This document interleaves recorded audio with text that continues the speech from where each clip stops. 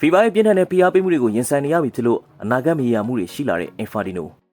ကမ္ဘာဘောလုံးလောကကိုရိုက်ခတ်သွားခဲ့တဲ့ FIBA World Cup ရဲ့စီးပွားရေးအခွင့်အရေးတွေကိုပုဂ္ဂလိကရင်းနှီးမြှုပ်နှံသူတွေစီရောင်းချဖို့စီစဉ်ခဲ့တဲ့အစီအစဉ်ဟာနောက်ဆုံးမှာတော့အပြည့်အဝပြတ်ပြားသွားခဲ့ပါပြီ။ဒါပေမဲ့ဒီအစီအစဉ်ပြတ်သွားအောင်လည်းတော့မပြီးသေးပါဘူး။ FIBA ဥက္ကဋ္ဌ Infantino ကအခုဆိုရင်ဥရောပဘောလုံးဖွဲ့ချုပ် UEFA ရဲ့ပြင်းထန်တဲ့ဥပဒေရေးရာဖိအားတွေနဲ့လည်းရင်ဆိုင်နေရပါပြီ။ The Telegraph ရဲ့ဖော်ပြချက်အရတော့ UEFA ဟာ FIBA ကိုတရားဝင်စာပို့က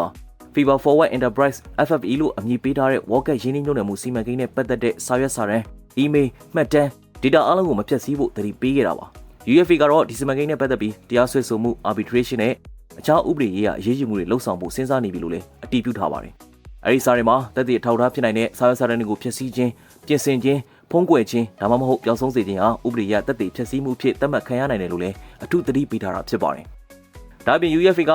FIBA ဥက္ကဋ္ဌ Infantino ပါဝင် FIBA ရဲ့ Global Football Development အကြီးအကဲ Arsene Wenger အထွေထွေအတွင်းရေးမှူး Matthias Grafström ပြီးတော့ CEO ဖြစ်တဲ့ Kevin Lamar တို့ကပါသက်ဆိုင်ရာမှတ်တမ်းတွေအားလုံးမပြောင်းမပြတ်ထိန်းသိမ်းထားဖို့တိုက်ရိုက်ညွှန်ကြားထားတာဖြစ်ပါတယ်။ Infantino ဦးဆောင်ခဲ့တဲ့ FFV စီမံကိန်းဟာ FIBA World Cup ရဲ့စီးပွားရေးအခွင့်အရေးတစ်စိတ်တစ်ပိုင်းကိုပုဂ္ဂလိကရင်းနှီးမြှုပ်နှံသူတွေထံရောင်းချကရရှိလာတဲ့ငွေကြေးတွေကိုတော့အသင်းငယ်တွေနဲ့ဘောလုံးဖွံ့ဖြိုးဆဲနိုင်ငံတွေကိုပို့ပြီးတော့ထောက်ပံ့ဖို့ရည်ရွယ်ထားတာဖြစ်ပါတယ်။ဒီရင်းနှီးမြှုပ်နှံမှုစီမံကိန်းအဖွဲ့ကိုတော့ George Kushner ဦးဆောင်မယ်လို့သတင်းတွေထွက်ခဲ့တာဖြစ်ပြီး JP Morgan နဲ့ Open Economic တို့လည်းပါဝင်နေတယ်လို့ဆိုပါတယ်။ဒါပေမဲ့ UEFA ပါဝင်ဥရောပဘောလုံးအဖွဲ့တွေကတော့ဒီလိုလှုပ်ဆောင်ခြင်းဟာ World Cup ကိုစီးပွားရေးကုန်ပစ္စည်းတစ်ခုလိုပြောင်းလဲသွားစေနိုင်တယ်လို့ယုံကြည်ခဲ့ကြတာပါ။ UEFA ဟာ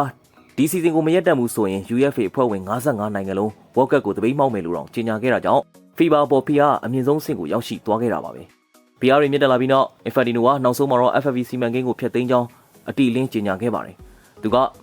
ဒီစီမံကိန်းဟာဘောလုံးဖွံ့ဖြိုးတိုးတက်ရေးအတွက်ရည်ရွယ်ခဲ့ပေမဲ့ဘောလုံးလောကအတွင်းသဘောထားကွဲလွဲမှုတွေအလွန်ကြီးမားလာတဲ့အတွက်ဆက်လက်အကောင့်တွေပေါ်ဖို့မသင့်တော့ဘူးလို့ဝန်ခံပြောကြားခဲ့တာပါ။ဒါဟာ Infantino အတွက်တော့နိုင်ငံတကာဘောလုံးသမိုင်းမှာအရှက်ရစေတဲ့ယူတန်းအချိုးကွေးတစ်ခုလည်းဖြစ်ခဲ့ပါတယ်။လက်ရှိချိန်မှာ UEFA ကတော့ Infantino ပေါ်ယုံကြည်မှုမရှိတော့ဘူးလို့တရားဝင်ထုတ်ဖော်ပြောဆိုထားပြီးပါပြီ။ဒါကြောင့်လာမယ့် FIBA ရွေးကောက်ပွဲမှာသူအရင်လိုပြိုင်ပွဲမရှိပြန်ရွေးချယ်ခံရဖို့မတိကျတော့ပါဘူး။ဒါအပြင် FIBA အဖွဲ့ဝင်နိုင်ငံ46နိုင်ငံပူးပေါင်းလိုက်ရင်